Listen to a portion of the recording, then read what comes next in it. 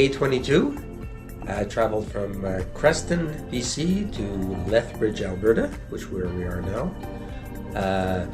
Beautiful ride in the morning. Got a nice early start in the morning. Early. It was a little cool, but not terrible. Oh, very good. But a beautiful ride. Great. We lucked out on 2 counts. We had that fire that we were watching, the St. Mary's River fire, which was just north of Cranbrook. And it was very obvious. Oh yeah, we could see the smoke when we did go through Cranbrook. We could see the smoke, but we stayed south of it, so that we were lucky there.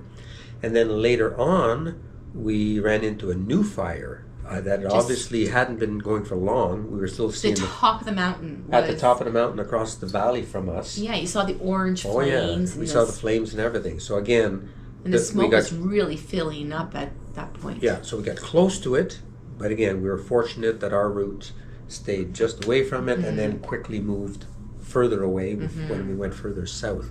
So we lucked out on 2 accounts. And so beautiful ride up until we exited the Crow's Nest Pass, which it would be the last pass as we left the mountains, the Rockies. And as we exited the Crow's Nest Pass, we stopped. We ran into the longest by far construction delay that we have ever experienced. All on blacktop. Yeah, because it was all blacktop. It was all on the newly paved section.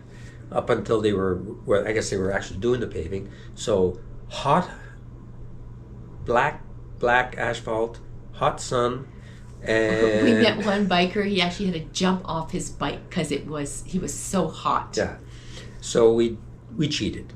The bikes couldn't take it. I mean, the air-cooled engines just couldn't. Our bikes died. Yeah, we couldn't Both of our stay. bikes died. We ended up, both bikes did seize up a bit. Well, not seized up. But we did cheat.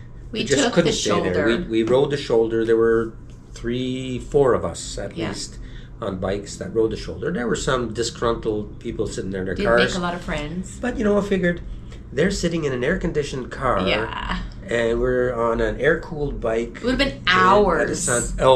It would have been at least 2, even more hours. It was incredibly long.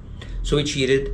Also lucked out because one of the bikers that we met up with suggested an alternate route to avoid the last bit of the construction, which we used, and that helped. Which was just a saving grace. Because both bikes had died just before that, so we were able to get onto this country road and get moving and get the engines cooled down a bit.